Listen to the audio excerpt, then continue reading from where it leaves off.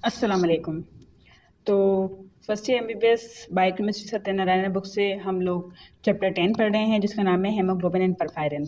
तो उसके अंदर हम लोग को बॉहर इफेक्ट वाले टॉपिक से स्टार्ट करना था। इससे पहले का हम पढ़ चुके हैं। तो एक्चुअली बॉहर इफेक्ट क्या होता है? बॉहर इफेक्ट जो है हम लोग कहते हैं कि अगर एच पॉजिटिव आयन यानी प्रोटॉन्स की कंसंट्रेशन इंक्रीज करती है, तो उस सूरत के अंदर क्या होता है कि हेमोग्लोबिन की ऑक्सीजन के साथ बाइंड करने वाली एबिलिटी जो है वो कम हो जाती है। ठीक है। तो जब हेमोग्लोबिन एक्सपोज होगा ज़्यादा, मतलब increase partial pressure carbon dioxide के, पार्शियल प्रेशर, बहुत ज़्यादा partial pressure of carbon dioxide के सामने इंक्रीज होगा हेमोग्लोबिन, तो उस सूरत में क्या होगा कि एच पॉजिटिव आयन जो है इनकी कंसंट्रेशन बढ़ेगी, और इस सूरत में जो ऑक्सीजन के साथ बाइंड करने की एबिलिटी जो है हेमोग्लोबिन की कम हो जाएगी। अब देखिए होता क्या है कि जब हेमोग्लोबिन की ऑक्सीजन के साथ बाइंड करने की एबिलिटी कम हो जाएगी, तो जो ऑक्सीजन हेमोग्लोबिन के साथ बाइंड हुआ होगा यानी ऑक्सी हेमोग्लोबिन, उसकी वो शिफ्ट होगा डीऑक्सी हेमोग्लोबिन की तरफ। उसके अंदर से ऑक्सीजन की रिलीज होना शुरू हो जाएगी, जो बाइंड हुई हुई होगी वो भी उसको भी निकालना शुरू कर देगा हेमोग्लोबिन, और जो प्रोटॉन्स होंगे उनके साथ वो बाइंड करना शुरू कर देगा। जैसे कि हम लोग पहले भी ये देख चुके हैं ट्रांसपोर्ट ऑफ कार्बन डाइऑक्साइड के अंदर, तो वहाँ पर भी ऐसे ही होता है। तो ये क्या करेगा कि ऑक्सीजन जो इसके साथ बाइंड हुई हुई होगी उसको भी निकालेगा, और ऑक्सी हेमोग्लोबिन कंसंट्रेशन भी कम होती जाएगी और डीऑक्सी की बढ़ती जाएगी। क्यों? क्योंकि जो प्रोटॉन्स की कंसंट्रेशन ज़्यादा हो गई है कार्बन डाइऑक्साइड के पार्शियल प्रेशर की बढ़ने की वजह से, और ऐसे जो पीएच है इसकी एसिडिक होने की वजह से, तो फिर इस वजह से ऑक्सीजन की जो जो है सो रिलीज होती जाएगी और वो टिश्यूज़ को मिलती जाएगी। यानी क्या मतलब है इसका? इसका मतलब ये है कि अगर प्रोटॉन बढ़ रहे हैं partial pressure of carbon dioxide के बढ़ने की वजह से, तो ऑक्सीजन की सप्लाई टिश्यूज़ के पास जो है वो आसान हो जाएगी। यानी ऑक्सीजन की सप्लाई जो टिश्यू को मिल रही है वो बहुत आसान हो जाएगी। और इसी वजह से जो बॉहर इफेक्ट है उसका जो पहला फंक्शन है ना, वो पहला फंक्शन ये है कि वो सिर्फ ये चीज़ देखता है कि टिश्यूज़ को हर हाल में ऑक्सीजन मिलनी चाहिए। ठीक है, कि जो ऑक्सीजन की रिलीज़ है ऑक्सी हेमोग्लोबिन से वो पॉसिबल हो और टिश्यूज़ को ऑक्सीजन मिलना स्टार्ट हो जाए। अब मैं आपको ज़रा यहाँ दिखाती हूँ कि हमने कहा था कि हेमोग्लोबिन जो है, स्टार्टिंग में हमने पढ़ा था कि हेमोग्लोबिन एक टेट्रामेरिक एलोस्टेरिक प्रोटीन है। तो एलोस्टेरिक प्रोटीन के मतलब वक्त पे मैंने आपको बताया था कि हेमोग्लोबिन का प्राइमरी फंक्शन होता है ऑक्सीजन के साथ, ऑक्सीजन को कैरी करना, उसके साथ बाइंड करना। लेकिन जैसे ही कुछ दूसरे सब्सटेंस होते हैं जिनको हम एलोस्टेरिक इफेक्टर्स कहते हैं, उनकी कंसंट्रेशन इंक्रीज करती है, तो हेमोग्लोबिन की ऑक्सीजन के साथ बाइंड करने की एबिलिटी कम हो जाती है, वो ऑक्सीजन के साथ बाइंड नहीं करता, और वो इन सब्सटेंसेस के साथ जो एलोस्टेरिक इफेक्टर्स हैं इनके साथ बाइंड करना स्टार्ट हो जाता है। तो क्या होता है कि देखें कार्बन डाइऑक्साइड, ये कार्बन डाइऑक्साइड जो है ये इसकी कंसंट्रेशन, इसका पार्शियल प्रेशर बढ़ेगा, तो प्रोटॉन का भी पार्शियल प्रेशर बढ़ेगा। अब वो कैसे होता है वो ज़रा आप यहाँ देखें कि जो partial pressure of carbon dioxide है, ठीक है, अब बढ़ेगा partial pressure of carbon dioxide, तो कार्बन डाइऑक्साइड बढ़ी, कार्बन डाइऑक्साइड बढ़ी, तो कार्बन डाइऑक्साइड क्या करती है, वाटर के साथ कंबाइन करके कार्बोनिक एसिड बनाकर फिर वहाँ से बाइकार्बोनेट में कन्वर्ट होकर खुद प्लाज्मा में चले जाता है बाइकार्बोनेट, और आरबीसी के अंदर क्या रह जाता है, जो प्रोटॉन है वो रह जाता है। कार्बन डाइऑक्साइड आरबीसी के अंदर वाटर के साथ कंबाइन करके और कार्बोनिक एसिड बनाता है, जो टूटता है कार्बोनेट के अंदर और एच पॉजिटिव आयन के अंदर, प्रोटॉन के अंदर, ये चला जाता है प्लाज्मा में बाइकार्बोनेट। बाकी आरबीसी में क्या रहेगा, एच पॉजिटिव आयन, और जब एच पॉजिटिव आयन की कंसंट्रेशन बढ़ती है तो हम लोग क्या कहते हैं कि जो हमारी पीएच है वो एसिडिक हो रही है, यानी पीएच कम हो रही है। तो बेसिकली जो पीएच हमारी कम हुई उसका जो रिस्पॉन्सिबल है वो कौन हुआ, वो partial pressure of carbon dioxide हुआ। जब ये बढ़ा तभी हमारे एच पॉजिटिव आयन्स की कंसंट्रेशन बढ़ी, तो पीएच हमारी हो गई कम। पीएच कम हुई तो जो हेमोग्लोबिन होता है वो बफर के तौर पर एक करके और प्रोटॉन को अपने साथ बाइंड कर लेता है और बना लेता है जो है हेमोग्लोबिनिक एसिड बना लेता है। तो ये एलोस्टेरिक इफेक्टर्स इस तरीके से काम करते हैं कि उनकी कंसंट्रेशन बढ़ती है तो वो क्या करते हैं कि खुद बाइंड कर जाते हैं हेमोग्लोबिन के साथ, और ऑक्सीजन की बाइंडिंग जो है उसको बहुत कम कर देते हैं, यानी ऑक्सी हेमोग्लोबिन की फॉर्मेशन कम कर देते हैं। और जब ऑक्सीजन की बाइंडिंग कम हो जाएगी तो ऑक्सीजन का टिश्यू को सप्लाई जो है वो ईजी हो जाएगा। तो ये जो होते हैं ये कुछ एलोस्टेरिक इफेक्टर्स होते हैं। कार्बन डाइऑक्साइड और प्रोटॉन को हमने देख लिया, बाकी क्लोराइड आयन और 2,3 बायोफॉस्फोग्लिसरेट, इनको हम लोग देखेंगे आगे चल के। अब बॉहर इफेक्ट जो है ना उसके अंदर बुक के अंदर एक इक्वेशन दिखाई हुई है। इक्वेशन ये है कि देखिए पहले ऑक्सी हेमोग्लोबिन था, ठीक है, फिर जब प्रोटॉन की कंसंट्रेशन बढ़ी, जैसे कि बोहर इफेक्ट कहता है कि प्रोटॉन कंसंट्रेशन बढ़ती है तो क्या होता है कि ऑक्सीजन की बाइंडिंग एबिलिटी कम हो जाती है, तो प्रोटॉन की बढ़ी कंसंट्रेशन, तो यहाँ पर रिएक्शन हुआ, रिएक्शन के नतीजे में क्या बना, हेमोग्लोबिनिक एसिड बना HBH पॉजिटिव, और फिर उसके बाद ऑक्सीजन जो है वो एज अ गैस हमें मिली, यानी ऑक्सीजन गैस मिल गई, जाहिर है, और ये गैस कहाँ जाएगी, ये टिश्यूज को सप्लाई हो जाएगी सॉरी ये टिश्यूज को सप्लाई हो जाएगी। अब ये देखें, अगर हम देखें तो ये लेफ्ट हैंड साइड है इक्वेशन की, ये वाली साइड कौन सी, लेफ्ट हैंड साइड, और ये कौन सी, ये राइट हैंड साइड। तो अगर बोहर इफेक्ट के अंदर अगर हम देखें कि अगर प्रोटॉन की कंसंट्रेशन बढ़ती है तो जो हमारा ऑक्सीजन डिसोसिएशन कर्व होता है वो किस तरफ शिफ्ट करता है, वो प्रोटॉन के बढ़ने से राइट की तरफ शिफ्ट कर जाता है, यानी प्रोटॉन बढ़ेगा तो इसकी फॉर्मेशन ज़्यादा हो जाएगी, तो ये जो हमारा रिएक्शन होगा वो इस तरफ की तरफ प्रोसीड करेगा, यानी इस तरफ जो है ना ये होना स्टार्ट हो जाएगा। तो इसको जो है हम अब बुक से देख लेते हैं थोड़ा। तो बुक के अंदर यही चीज़ मैंने बताई हुई है, देखें सारी की सारी कि प्रोटॉन कंसंट्रेशन बढ़ती है, पीएच कम होती है, partial pressure of carbon dioxide बढ़ता है तो ऑक्सीजन बाइंडिंग जो है वो कम हो जाती है। इस फिनोमेना को हम कहते हैं बोहर इफेक्ट, ठीक है। और जो है बोहर इफेक्ट जो है वो जो हमारा ऑक्सीजन डिसोसिएशन कर्व, देखें ऑक्सीजन डिसोसिएशन कर्व क्या था कि हमने ये देखा था कि हेमोग्लोबिन कितने पार्शियल प्रेशर ऑफ ऑक्सीजन के ऊपर किस तरीके से जो है बाइंड करती है हेमोग्लोबिन के साथ, तो जो ऑक्सीजन की बाइंडिंग कैपेसिटी है वो कम हो जाती है, तो वो मतलब बाइंड करने का जो पूरा का पूरा एक जो उसका स्ट्रक्चर होता है वो सारा का सारा अगर हम इक्वेशन की फॉर्म में देखते हैं तो उस इक्वेशन फॉर्म के अंदर वो सारा का सारा किस तरफ शिफ्ट कर जाता है, राइट की तरफ शिफ्ट कर जाता है। और हम लोग किसी भी और एलोस्टेटिक फैक्टर के अंदर देखेंगे, ये तो बोहर इफेक्ट का है जिसमें प्रोटॉन का जिक्र किया हुआ है, लेकिन किसी और एलोस्टेटिक फैक्टर को हम देखेंगे तब भी जो हमारा ऑक्सीजन डिसोसिएशन कर्व होगा वो किस तरफ शिफ्ट करेगा, वो राइट की तरफ ही शिफ्ट करेगा। अगर क्लोराइड आयन बढ़ता है, अगर 2,3 बायोफॉस्फोग्लिसरेट बढ़ता है, तो ये भी हम आगे देखेंगे कि इन सब में भी जो शिफ्टिंग हो रही होगी वो राइट की तरफ ही हो रही होगी। और उसके अलावा बहुत जो है वो रिस्पॉन्सिबल है ऑक्सीजन का ऑक्सीजन की ज़्यादा टिश्यू सप्लाई के लिए, ठीक है। और फिर उसके बाद यहाँ पर मैकेनिज्म थोड़ा बताया हुआ है बोहर इफेक्ट का, कि ये इसकी इक्वेशन दी हुई है बोहर इफेक्ट की जो हमने देखी थी कि ये ऑक्सी हेमोग्लोबिन है, जब प्रोटॉन कंसंट्रेशन बढ़ेगी तो ये ऑक्सीजन को छोड़कर और प्रोटॉन के साथ बाइंड कर लेगा हेमोग्लोबिन, तो ये हेमोग्लोबिनिक एसिड बन जाएगा और ये ऑक्सीजन जो है ये रिलीज हो जाएगी। और वही बात कि अगर प्रोटॉन इंक्रीज करेगा तो जो पार्शियल प्रेशर ऑफ ऑक्सीजन है वो कम होगा, और जो पूरी की पूरी इक्वेशन होगी या इक्विलिब्रियम है इसका पूरा का पूरा वो शिफ्ट किस तरफ करेगा, वो राइट की तरफ करेगा। और यहीं पर अगर मैं आपको कहूँ कि यहीं पर इस कंडीशन के अंदर अगर मैं कहूँ कि ऑक्सीजन की कंसंट्रेशन बढ़ रही है तो तब वो सारा का सारा किस तरफ जो इक्विलिब्रियम है इस रिएक्शन का इक्वेशन का वो कहाँ शिफ्ट करेगा, तो आप तब क्या कहेंगे कि ऑक्सीजन बढ़ रहा है तो अब हेमोग्लोबिन ऑक्सीजन के साथ बाइंड करेगा और ये सारा रिवर्स के अंदर हो जाएगा, यानी लेफ्ट की तरफ शिफ्ट करेगा, तब फिर ऑक्सी हेमोग्लोबिन की कंसंट्रेशन बढ़ जाएगी। और यही तो हम पढ़ते आए हैं कि जो हेमोग्लोबिन उसके साथ बाइंड करता है जो जिसकी कंसंट्रेशन ज़्यादा होती है। अब पहले प्रोटॉन की ज़्यादा थी तो प्रोटॉन के साथ बाइंड कर लिया, अब जब ऑक्सीजन की अगर हम कंसंट्रेशन बढ़ा देंगे तो ऑक्सीजन के साथ बाइंड कर लेगा। और यही सब लंग्स में भी होता है, लंग्स टिश्यू लेवल के ऊपर प्रोटॉन की कंसंट्रेशन ज़्यादा होती है क्योंकि वहाँ कार्बन डाइऑक्साइड का प्रेशर ज़्यादा होता है, तो इस वजह से ऑक्सी हेमोग्लोबिन बाइंड करता है प्रोटॉन के साथ। लेकिन जब हम लंग्स लेवल पे देखते हैं तो वहाँ पर ऑक्सीजन की कंसंट्रेशन ज़्यादा होती है, तो यही जो हेमोग्लोबिन प्रोटॉन से बाइंड करता है ये बाइंड करने लग जाता है ऑक्सीजन के साथ, ठीक है। तो राइट की तरफ शिफ्ट हो जाता है इक्विलिब्रियम, ठीक है। और इसके नतीजे में क्या प्रोड्यूस होता है, डीऑक्सी हेमोग्लोबिन। ये देखिए ये जो है ये डीऑक्सी हेमोग्लोबिन होगा क्योंकि ऑक्सीजन की एब्सेंस है। और उसके अलावा जो है अगर partial pressure of oxygen increase करेगा तो फिर यही जो सारा का सारा इक्विलिब्रियम होगा ये लेफ्ट की तरफ शिफ्ट कर जाएगा जैसे कि लंग्स के अंदर होता है। अब जो कार्बन डाइऑक्साइड है वो कार्बन डाइऑक्साइड जो है वो हेमोग्लोबिन के साथ बाइंड करती है, ये मैंने आपको पहले बताया था। हेमोग्लोबिन के साथ बाइंड करती है जब अमाइनो ग्रुप के साथ बाइंड करती है तो कार्ब अमाइल हेमोग्लोबिन बनता है, ठीक है।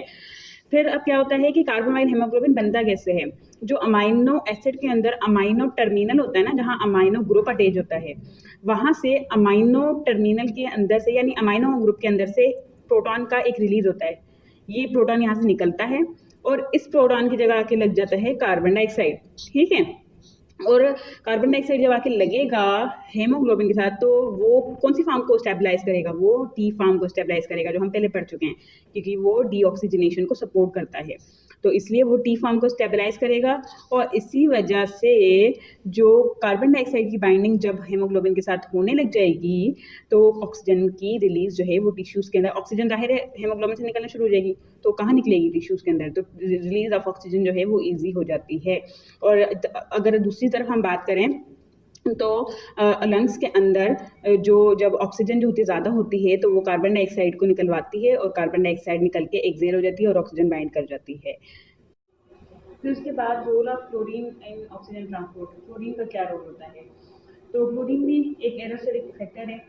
क्लोरीन के बढ़ने की वजह से भी ऑक्सीजन की जो हेमोग्लोबिन के साथ बाइंड करने की एफिनिटी होगी वो कम हो जाएगी और टिश्यू के अंदर उसकी रिलीज ईजी हो जाएगी। ये तो उसका मेन जो है, फिर से पहले इसको याद रखिएगा। अब क्लोरीन जो है वो टाइटली बाइंड करती है डीऑक्सी हम हेमोग्लोबिन के साथ, ठीक है। डीऑक्सी के साथ बाइंड करती है, मतलब टी फॉर्म को स्टेबलाइज करती है और ऑक्सीजन की एफिनिटी को कम करती है और फैसिलिटेट करती है ऑक्सीजन के रिलीज को टिश्यूज के अंदर। अब वो कैसे करती है उसका यहाँ मैकेनिज्म बताया हुआ है।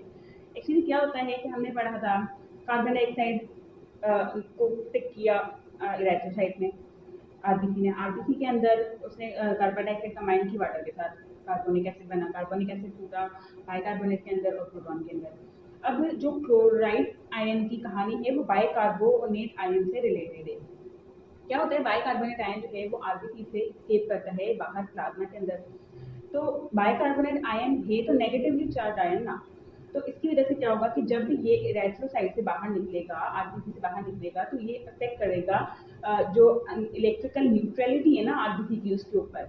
मतलब नेगेटिव चार्ज बाहर गया तो फिर चार्ज डिस्टर्बेंस तो हुआ है ना, तो इसकी जगह किसी नेगेटिव चार्ज को अंदर आना पड़ेगा ताकि जो इनके अंदर जो एक इलेक्ट्रिकल न्यूट्रलिटी है वो कायम रहे। तो क्या होगा कि जब बाइकार्बोनेट बाहर जाएगा इराइथोसाइट मेम्ब्रेन से, तो क्या होगा कि जो इराइथोसाइट है वो उसकी न्यूट्रलिटी को साइड को डिस्टर्ब कर देगा। अब उसकी न्यूट्रलिटी को मेंटेन करने के लिए क्लोराइड आयन जो है वो बाहर से आरबीसी के अंदर दाखिल होगा और बाइंड करेगा डीऑक्सी हेमोग्लोबिन के साथ और जो इस तरीके से ये टी फॉर्म को स्टेबलाइज करेगा और ऑक्सीजन की जो एफिनिटी है उसको कम कर देगा। मतलब ये क्या करता है, ये बाइंड करता है उससे डीऑक्सी हेमोग्लोबिन से और उसके अलावा ज़ाहिर है डीऑक्सी हेमोग्लोबिन के साथ बाइंड करेगा तो फिर ऑक्सीजन की रिलीज को ईजी करवाएगा। सिंपल यही है कि ये बाइकार्बोनेट आयन के नतीजे में अंदर आरबीसी के अंदर आता है और डीऑक्सी हेमोग्लोबिन के साथ बाइंड करता है। अब जो कंसंट्रेशन है क्लोराइड आयन की वो वेनस ब्लड में ज़्यादा होती है आर्टरी ब्लड से। ज़ाहिर है आर्टरी ब्लड के अंदर ऑक्सीजनेटेड हेमोग्लोबिन ज़्यादा होती है, आर्टरी ब्लड में ऑक्सीजन ज़्यादा होती है, तो क्लोराइड आयन बाइंड नहीं कर पाएगा और वेनस ब्लड के अंदर डीऑक्सीजनेटेड जो है हेमोग्लोबिन होती है, तो इस वजह से क्लोराइड आयन ज़्यादा वहाँ बाइंड करता है। अब एलोस्टेरिक फैक्टर्स के बारे में बताया हुआ है कि 4 सब्सटेंसेस हैं, 2,3 bisphosphoglycerate, carbon dioxide, proton, chloride ion, इनको हम एलोस्टेरिक फैक्टर्स कहते हैं। क्लोराइड और प्रोटॉन और कार्बन डाइऑक्साइड का हमने पढ़ लिया, बाकी 2,3 बाइफॉस्फोग्लिसरेट के बारे में हम पढ़ेंगे। और ये एलोस्टेरिक फैक्टर्स हैं तो ये ऑक्सीजन की रिलीज को ईजी करवाते हैं ऑक्सी हेमोग्लोबिन से। अब मतलब इनका जो इलेक्ट्रिक इफेक्टर्स हैं, इनका मेन काम ये है कि ये जो है टिश्यू को ऑक्सीजन सप्लाई करके देंगे। किस तरीके से कि ये को बाइंड कर जाते हैं डीऑक्सी हेमोग्लोबिन के साथ और ऑक्सीजन की सप्लाई करवाते हैं टिश्यूज के अंदर। यानी अगर पेशेंट है उसके अंदर ऑक्सीजन की कमी हो रही है, टिश्यूज को ऑक्सीजन नहीं मिल पा रही, तो फिर ये वाले जो सब्सटेंसेस हैं इनका यही काम होता है। यानी इनका फायदा क्या है, इनका फायदा ये है कि ये ऑक्सीजन को जो है, अगर पेशेंट में ऑक्सीजन की कमी हो रही है तो ये जो है ये अपनी कंसंट्रेशन बढ़ाकर और मतलब ज़्यादातर तो ये 2,3 बाइफॉस्फोग्लिसरेट है ना, ये काम करता है अपना, जिसको हम अब नीचे पढ़ने वाले हैं। तो इनका जो फायदा है ना वो यही है। अब effect of 2,3 bisphosphoglycerate on affinity of oxygen in haemoglobin, ठीक है। 2,3 बाइफॉस्फोग्लिसरेट है, ठीक है, ये मोस्ट अबंडेंट है मोस्ट अबंडेंट ऑर्गेनिक फॉस्फेट है इराइथोसाइट में। यानी आरबीसी के अंदर सबसे ज़्यादा जो ऑर्गेनिक फॉस्फेट है, सबसे ज़्यादा जो होता है वो 2,3 बाइफॉस्फोग्लिसरेट होता है। अब सबसे ज़्यादा है तो यकीनन कोई ना कोई इसका काम होगा, किसी न किसी वजह से ही ज़्यादा है। जी बिल्कुल, एक वजह से ज़्यादा है, वो वजह हम आगे पढ़ते हैं। लेकिन पहले ये देख लेते हैं कि जितनी आरबीसी के अंदर हेमोग्लोबिन की कंसंट्रेशन होती है, मोलर कंसंट्रेशन, उतनी ही 2,3 बाइफॉस्फोग्लिसरेट की भी कंसंट्रेशन होती है। और उसके बाद उसकी फार्मेशन का बताया हुआ है कि बनता कैसे है। तो जो ग्लाइकोलाइसिस होती है, आरबीसी में भी ग्लाइकोलाइसिस होती है, तो ग्लाइकोलाइसिस के अंदर 1,3 बाइफॉस्फोग्लिसरेट कंपाउंड बनता है, उससे 2,3 बाइफॉस्फोग्लिसरेट की फार्मेशन होती है। और ये एक छोटा एक पाथवे होता है, मतलब जो पाथवे जिस पाथवे के थ्रू सब कुछ होता है वो होता है लेपापोर्ट ट्यूबेरिंग साइकिल, उसके जरिए सब कुछ होता है।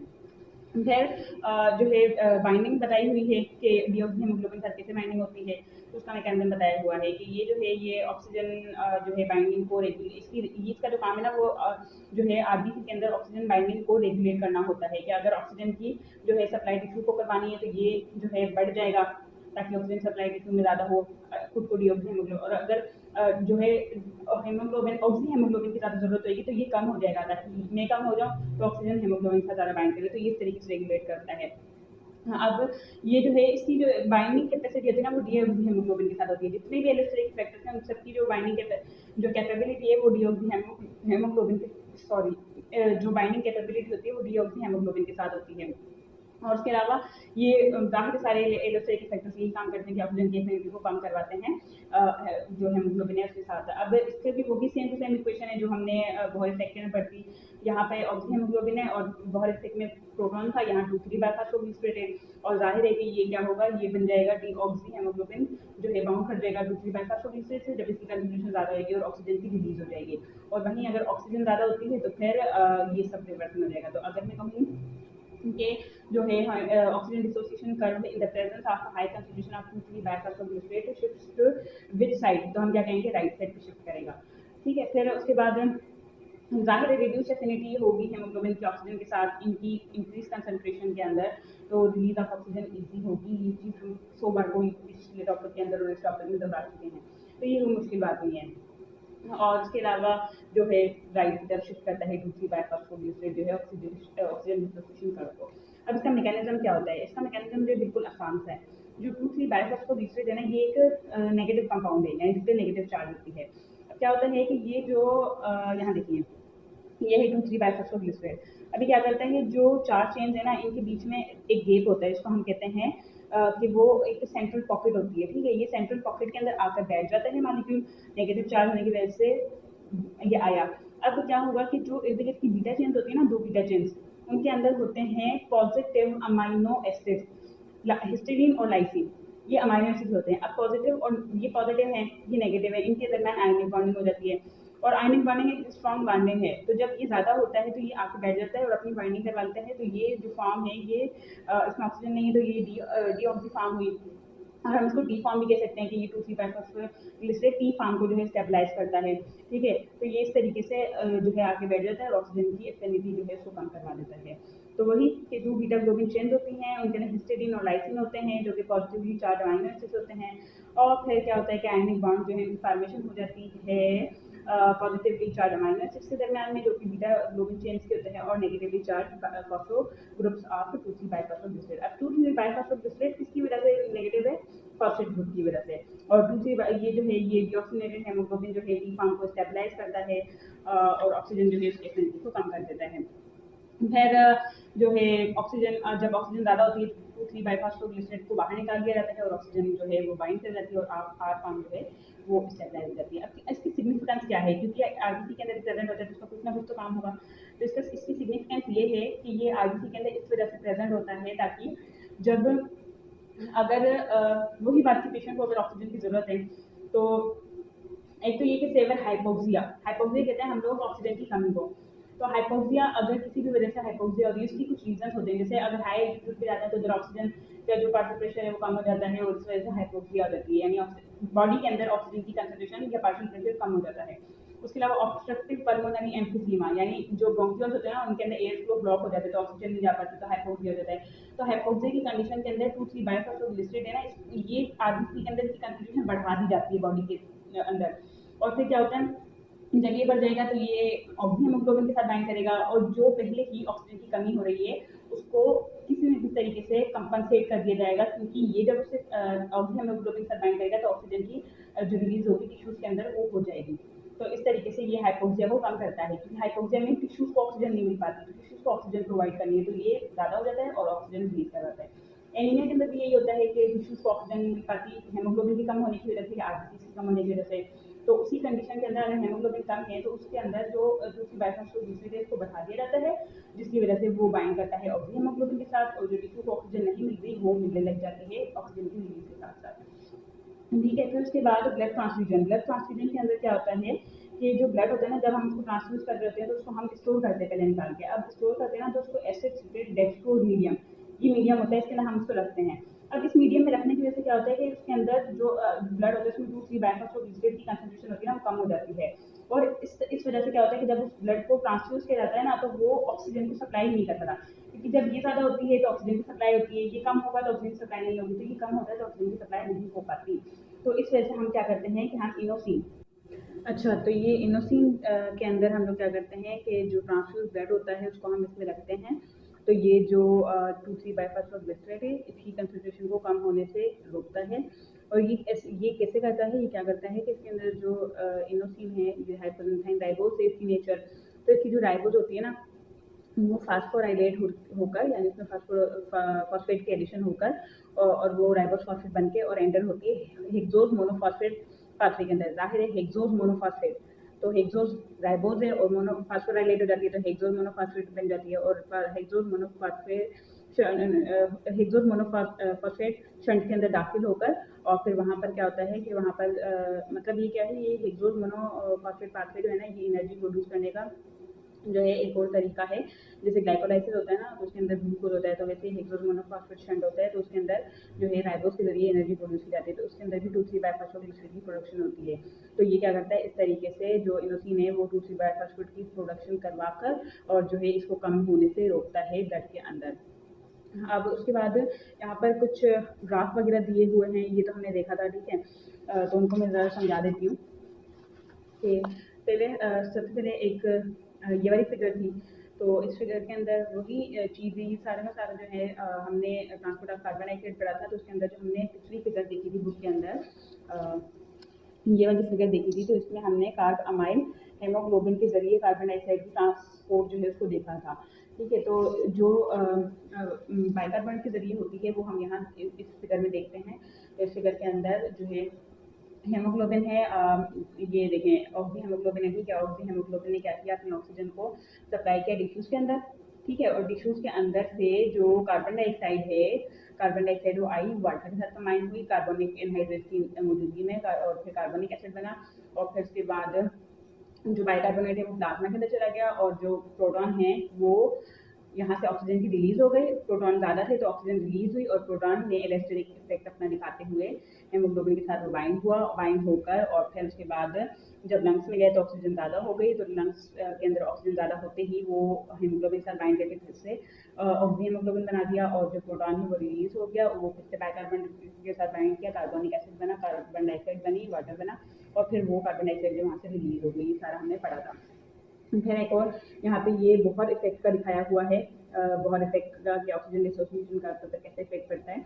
तो बोहर इफेक्ट के अंदर जैसे ही प्रोटॉन की कंसंट्रेशन बढ़ती है, यानी पीएच कम होती है, तो ऑक्सीजन के साथ उसकी बाइंड हेमोग्लोबिन की बाइंड करने की एफिनिटी भी कम हो जाती है। तो यहाँ पर दिखाया हुआ है कि देखिए ये पीएच जो है ये कम है, ठीक है। ये पीएच जो है ये एसिडिक है, ये बेसिक है, दोनों को भी कंपेयर करें। तो जब जैसे प्रोटॉन बढ़ते हैं तो पीएच एसिडिक हो जाती है, तो एसिडिक पीएच देखें 50% सेचुरेशन, ये सेचुरेशन है ऑक्सीजन की, और ये पार्शियल प्रेशर ऑफ ऑक्सीजन है। तो जब 50% ऑक्सीजन की सेचुरेशन हो रही है, तो देखें जो पीएच कम है उसके अंदर जो पार्शियल प्रेशर आ रहा है वो ये देखें यहाँ पर आ रहा है, तो पार्शियल प्रेशर ज़्यादा आ रहा है। और जो जिसके अंदर पीएच बढ़ी हुई है, यानी एसिडिक पीएच नहीं है, उसके अंदर 50% सेचुरेशन हो रही है, वो किस उस पे हो रही है, पार्शियल प्रेशर पे, वो कम पार्शियल प्रेशर पे हो रही है। यानी कम पार्शियल प्रेशर पे जो है जो हमारी बढ़ी हुई पीएच है, अल्कलाइन पीएच कह सकते हैं एक तरीके से हम, तो उसके ऊपर जो 50% सेचुरेशन है वो जल्दी हो जा रही है, मतलब 50% सेचुरेशन कम पार्शियल प्रेशर पे ही हो जा रही है। जबकि अगर एसिडिफाइड पीएच है तो उसके अंदर पार्शियल प्रेशर बहुत बढ़ रहा है, तब जाके 50% सेचुरेशन हो रही है। तो इस तरीके से ऑक्सीजन की देखें ना, एसिडिफाइड पीएच हुई तो एफिनिटी कम कर दी। और फिर उसके बाद एक और यहाँ पर ग्राफ दिया हुआ है कि जो है पार्शियल प्रेशर ऑफ ऑक्सीजन के हवाले से, वो 2,3 बाइफॉस्फोग्लिसरेट के हवाले से दिया हुआ है। अब 2,3 बाइफॉस्फोग्लिसरेट देखें, इसमें क्या है कि blood of anaemic patient, anaemic patient है तो उसमें 2,3 बाइफॉस्फोग्लिसरेट क्या होगा, बढ़ा हुआ होगा। तो जब बढ़ा हुआ होगा तो ऑक्सीजन के साथ उसकी हेमोग्लोबिन की एफिनिटी भी कम हो जाएगी। तो देखें partial pressure of oxygen saturation 50% saturation, ज़्यादा प्रेशर के ऊपर हो रही है, ज़्यादा प्रेशर बढ़ रहा है। वहीं पे अगर 2,3 बाइफॉस्फोग्लिसरेट कम हुआ हुआ है तो उसके अंदर 50% सेचुरेशन कम पार्शियल प्रेशर पे हो जा रही है। तो ये ऑक्सीजन की एफिनिटी को दिखा रहा है कि ये कम है तो ऑक्सीजन की एफिनिटी ज़्यादा है, और ये 2,3 बाइफॉस्फोग्लिसरेट ज़्यादा है तो ऑक्सीजन की एफिनिटी कम है, ठीक है। और उसके अलावा एक नॉर्मल ब्लड दिखाया हुआ है, तो नॉर्मल ब्लड के अंदर जो एफिनिटी जो पार्शियल प्रेशर है वो बीच में आ रहा है, इन दोनों के बीच में आ रहा है, यानी बिल्कुल कम 2,3 बाइफॉस्फोग्लिसरेट और बिल्कुल ज़्यादा के बीच में आ रहा है बिल्कुल। फिर उसके बाद एक ये ग्राफ हमने समझ लिया था। अच्छा, ये लास्ट के अंदर ना नेक्स्ट वीडियो में हम हेमोग्लोबिन डेरिवेटिव्स को शुरू करेंगे, तो ये लास्ट वाला है, इसको देख लेते हैं हम लोग थोड़ा सा। फीटल हेमोग्लोबिन के बारे में बताया हुआ है। फीटल हेमोग्लोबिन जो होता है उसकी बाइंडिंग कैपेसिटी जो है 2-3 बायोफॉस्फोग्लिसराइड से वो बहुत कम होती है, बहुत कम। तो फिर क्या होता है कि जब इसके साथ कैपेसिटी का जिसका बाइंडिंग कैपेसिटी है वो कम होगी, तो फिर हेमोग्लोबिन एफ की जो ऑक्सीजन के साथ एफिनिटी है वो ज़्यादा हो जाएगी।